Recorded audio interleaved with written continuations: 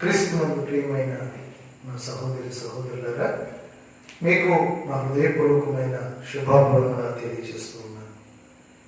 దేవుని మహాకృప, ప్రభు మనల్ని ప్రేమించి గడిచిన దినాలను కాపాడి మరొక దినాన్ని మనకు అనుగ్రహించి ఈ దినమును ఆయన స్తుతించినట్లుగా, ఆయన వెంబడించినట్లుగా, ఆయన కనికరాన్ని, ఆయన కృపని మనం కలిగి ఉన్నట్లుగా ప్రభు సహాయం చేశారు. ఈ దినాన దేవుని యొక్క వాక్యాన్ని మనం ధ్యానించుదాం. కొలస్సీలకు రాసిన పత్రిక 3వ అధ్యాయం 16వ వచనంలో, సమస్త విధములైన జ్ఞానంతో క్రీస్తు వాక్యము మీలో సమృద్ధిగా నివసింపనీయుడే అని అపోస్తలుడైన పౌలు గారు కొలస్సీ సంఘాన్ని తెలియజేశారు. ప్రియులారా, గమనించండి, మనలో దేవుని వాక్యము సమృద్ధిగా నివసించటము అనేది జరగాలి. అది జరిగినప్పుడు మన జీవిత దినాలలో నిశ్చయంగా దేవుని వాక్యాన్ని మనం సమృద్ధిగా కలిగిన వారమై ఆ వాక్యం యొక్క వెలుగులు మనం జీవించగలుగుతాం. వాక్యము ఒక వ్యక్తి జీవితంలో సమృద్ధిగా నివసిస్తే ఏం జరుగుతుంది? వాక్యము మన జీవితంలో ఉంటే ఆ వాక్యంలో ఉన్నటువంటి సకల మేలును మనం అనుభవిస్తాం. ఆయన తన వాక్కును పంపి వారిని బాగు చేశాడు. అనగా దేవుని వాక్యము మనల్ని బాగు చేస్తుంది, మనం స్వస్థపరుస్తుంది. ఎటు నడవాలో అర్థం కాని పరిస్థితుల్లో ఆయన వాక్యము మన పాదాలకు దీపంగా, మన త్రోవకి వెలుగుగా ఉంటుంది. దేవుని వాక్యము మనం దుఃఖిస్తున్నప్పుడు చదువుతూ ఉండగా ఓదార్పుని, నెమ్మదిని కలిగిస్తుంది. అందుకే దేవుని వాక్యం సమృద్ధిగా మనలో నివసించాలి.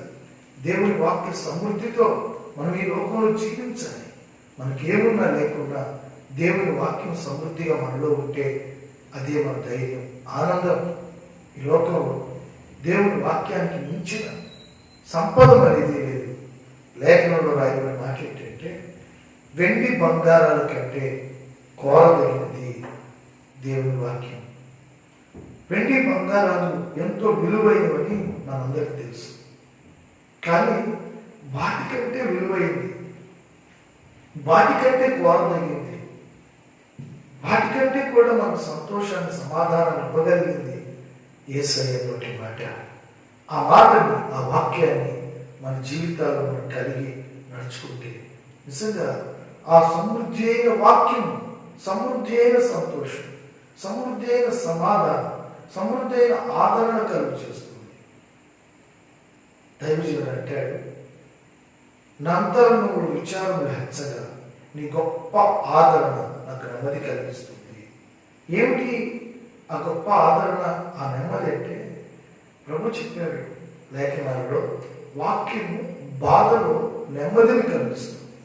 ఏ బాధతో నువ్వు బాధపడుతున్నావు, నీ బాధంతా ఎరిగిన దేవుడు నీ కొరకు వాక్యాన్ని ఉంచున్నాడు. ఆ వాక్యాన్ని నీ జీవితంలో నువ్వు కలిగి ఉంటే నిశ్చయంగా ఆ వాక్యంలో ఉన్నటువంటి ఆ దీవెన, ఆ నెమ్మది నువ్వు అనుభవిస్తూ కొనసాగగలుగుతావు. అంటే నెమ్మది కలుగునట్లుగా వాక్యాన్ని చదవండి, వాక్యాన్ని ధ్యానించండి, వాక్యాన్ని వినండి, వాక్యంలో ముందుకు కొనసాగండి. దేవుని వాక్యము మీ పాదాలకు దీపమై, మీ త్రోవకు వెలుగై, మీ అనుదిన జీవితంలో మీరు సమృద్ధి అయిన సమాధానాన్ని కలిగిస్తుంది. కనుక వాక్యం సమృద్ధిగా మీలో నివసించినట్లు ఒక మంచి తీర్మానంతో ముందుకు కొనసాగండి. ప్రభువు మిమ్మల్ని అలాగే నడిపించుగాక. ఆమేన్.